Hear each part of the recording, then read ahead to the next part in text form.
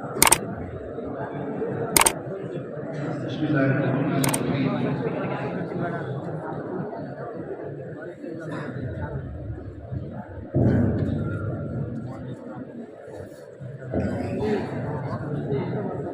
شعر بولنے کی تو کوئی ضرورت نہیں ہے، اس لیے کہ جن کو شعر سمجھ میں نہیں بھی آتا ہے وہ بھی دار دل لگتے ہیں۔ تمام ہی ابنائے قدیم کا جامع محمدیہ میں پرتبا استقبال ہے، ان کو دل کی گہرائیوں سے اہلاً و سہلاً مرحبا کہتے ہیں۔ اللہ کے رسول صلی اللہ علیہ وسلم نے ارشاد فرمایا، ان فتن كقطع الليل المظلم يصبح الرجل مؤمنا ويمسي كافرا ويمسي مؤمنا ويصبح كافرا، کہ ایک زمانہ ایسا آئے گا کہ فتنے تاریک رات کی طرح رونما ہوں گے۔ آدمی صبح کو مومن ہوگا، شام کو کافر ہو جائے گا،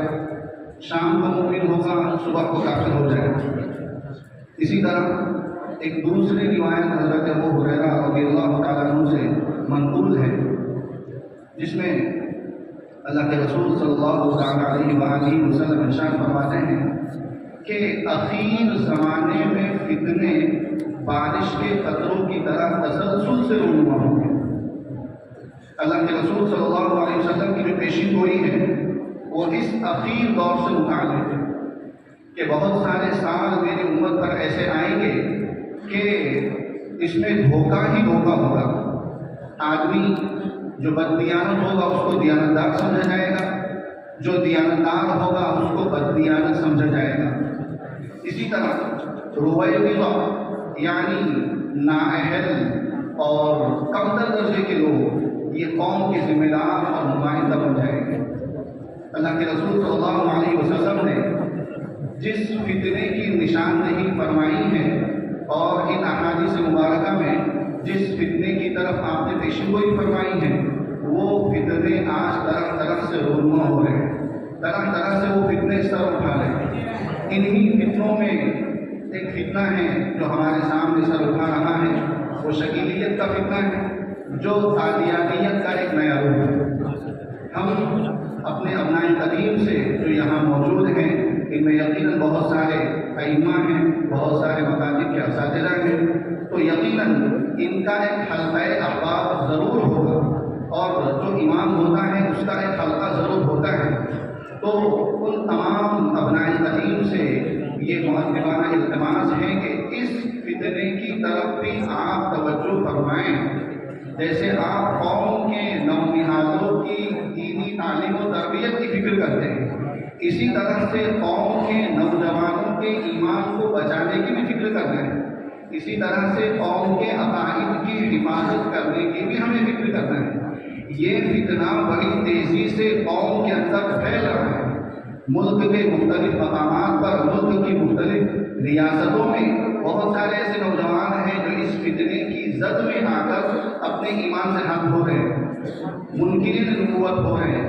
اور مرتد ہو رہے ہیں۔ اسی طرح سے اور بھی بہت سارے فتنے ہیں، سینکڑوں مدعیان نبوت پیدا ہو رہے ہیں، سینکڑوں مدعیان مہدی اور مسیح پیدا ہو رہے ہیں۔ حضرت عیسیٰ علیہ السلام یقیناً اخیر زمانے میں نزول فرمائیں گے، حضرت مہدی علیہ السلام یقیناً اخیر زمانے میں آئیں گے، لیکن وہ ایک تکوینی نظام کے تحت آنے والے ہیں۔ اس سے پہلے ہی بہت سارے لوگ جو ہے تو مہدی ہونے کا دعویٰ کرتے ہیں، بہت سارے لوگ مسیح علیہ السلام ہونے کا دعویٰ کر رہے ہیں۔ ہمیں یہ چاہیے کہ ہم خود بھی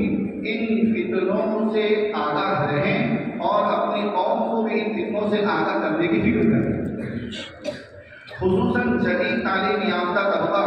جو دینی اعتبار سے کمزور ہوتا ہے وہ ان کی باتوں میں آ کر بیٹھ جاتا ہے۔ یہ لوگ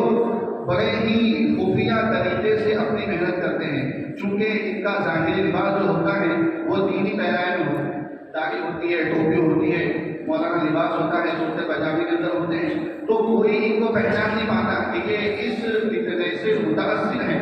لیکن اتنی صفائی کے ساتھ کام کر جاتے ہیں کہ جب آدمی ہمارے ہاتھ سے نکل جاتا ہے اس وقت ہمیں پتہ چلتا ہے کہ اپنا ساتھی تو ہمارے ہاتھ سے گیا۔ اس لیے ہم اپنی پوری بستی میں، اپنے پورے محلے میں ایسے لوگوں پر کئی نظر رکھیں، کیونکہ ہم اپنی بستی میں ہوتے، اپنے محلے میں ہوتے تو ہر فرد سے ہماری شناسائی ہوتی ہے، ہر فرد کو ہم اچھی طرح سے پہچانتے ہیں۔ تو اب اگر کبھی کوئی نیا شخص بستی میں آتا ہے، محلے میں آتا ہے، تو ہمیں فکر ہونی چاہیے کہ یہ جو نیا شخص بستی میں آیا ہے یہ کیسا ہے،